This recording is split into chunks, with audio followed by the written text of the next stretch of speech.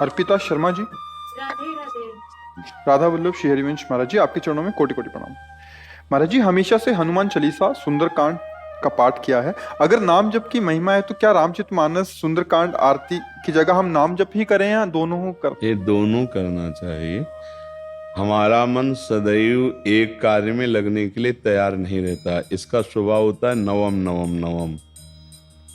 तो हम उसको अभ्यास में परिणित करते हैं। अभ्यास में जैसे स्वाध्याय, तो या रामचरितमानस का स्वाध्याय करते हैं, पाठ करते हैं, हनुमान चालीसा का पाठ करते हैं। फिर सुमिरन, तो हम नाम जप करते हैं, मंत्र जप करते हैं। सत्संग, हम किसी संत भगवान के पावन वचनों को श्रवण करते हैं।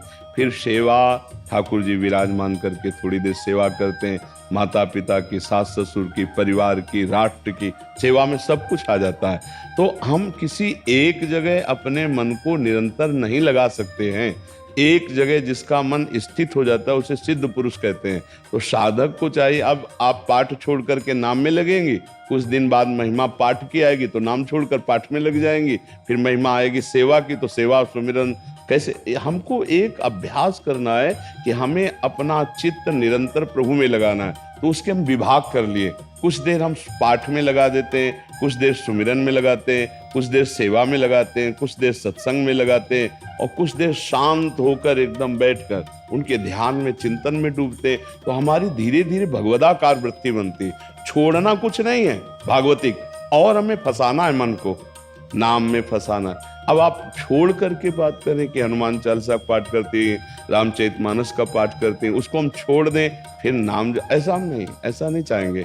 हम चाहेंगे वो समय तो सार्थक जा ही रहा है, और समय आप जोड़िए। जिस समय आप रसोई बना रहे हैं, जिस समय और कार्य कर रहे हैं, उस समय आप नाम जप करते हुए रसोई बनाइए। कार्य करते हुए आप अपने नाम को स्मरण कीजिए। वो पाठ को क्यों छोड़ दीजिए? पाठ को तो रखिए ही, और समय में नाम जप कीजिएगा।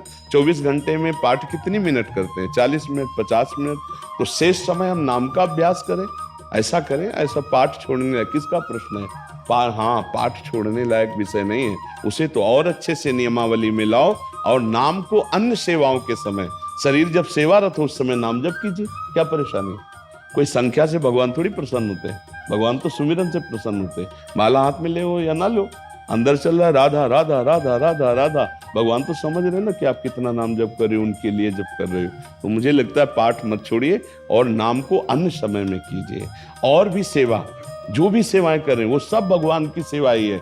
रसोई बनाना, परिवार की सेवा करना, सास ससुर की सेवा करना, सोहनी लगाना। देखो, आपको समझना होगा, हमारे ब्रज में गोपी जनों से बढ़कर त्रिभुवन में कोई संत नहीं है। क्योंकि सब संतों ने जिन भगवान की चरण रज की वंदना की, उन भगवान के समीप रहने वाले उद्धव को वो प्रेम प्राप्त नहीं हुआ जो गोपी जनों को प्राप्त हुआ। जब गोपी जनों की चरण रज में आए तब उद्धव को पता चला कि श्री कृष्ण ने मुझे ठग लिया, मुझे वो तो प्रेम दिया ही नहीं जो गोपी जनों को प्राप्त है। अब जरा हम गोपी जनों के जीवन चरित्र पे आते हैं। गोपी जन अपने पति की सेवा, अपने पुत्र की सेवा, धान कूटना, लीपना, बुहारना, गौ दुग्ध सब उनके कार्य एक साधारण गृहस्थ की तरह थे। लेकिन असाधारण कार्य क्या था? श्री कृष्ण चिंतन, मुरारी पादार्पित चित्त वृत्ति, एक एक वृत्ति भगवान में समर्पित थी। तो उनको बड़े बड़े परम हंसों ने उनकी वंदना की। गोपी समस्त सन्यासियों के, संतों की भी द्वारा वंदनी, उद्धव आदि जिनकी चरण रज चाहते हैं वो गोपी। लेकिन वो गोपी कार्य क्या करती थी? वो गृहस्थी के सारे कार्य वैसे ही करती थी जैसे एक गृहस्थ स्त्री करती। तो महानता क्या थी? उनकी एक एक वृत्ति कृष्ण में लगी हुई थी। बस वही हमें करना है, वही हमें करना है। हम गृहस्थ में हो या समाज में हो या सेना में हो या राष्ट्र की किसी भी सेवा में हो, हमारी चित्त वृत्ति यदि भगवान में लगी हुई है, हम अपने कर्तव्य का पालन कर रहे हैं, तो उससे बड़ी साधुता, उससे बड़ी साधना कोई नहीं है। हम शास्त्रों के सम्मत बात कहते हैं, केवल कोरी भावुकतावश नहीं कहते। तो हमें जो पाठ मिला उसे न छोड़ें। जो हमें नाम सुमिरन को मिला है तो अन्य सेवाओं के समय हम नाम सुमिरन करें। अब ये सत्संग के लिए हमारे पास समय नहीं, तो आजकल तो कान में वो यंत्र चले, ऐसे लगाओ और अपना सत्संग, मतलब दूर मोबाइल रखा है और अपना काम कर रहे हैं, सत्संग सुन रहे। भजन के लिए तो इस समय बहुत बढ़िया, कलयुग में बड़ी सहायता है कि जहां हम जाकर के ही वृंदावन सत्संग सुन सकते थे, वो अमेरिका से सत्संग सुन सकते हो आप, जो यहाँ हो रहा है वो आपको मिल जाएगा सुनने को, और कितने भी संतों की वाणी सुनने को मिल सकती है। तो इसलिए हम अपनी साधना को बढ़ाएं, ना कि साधना को छोटा करें। या भाई पाठ छोड़ दिया, नाम में लग गए, फिर और कोई महिमा सुनी तो नाम छोड़ दिया, उसमें लगे, ऐसे फिर लाभ नहीं मिलता।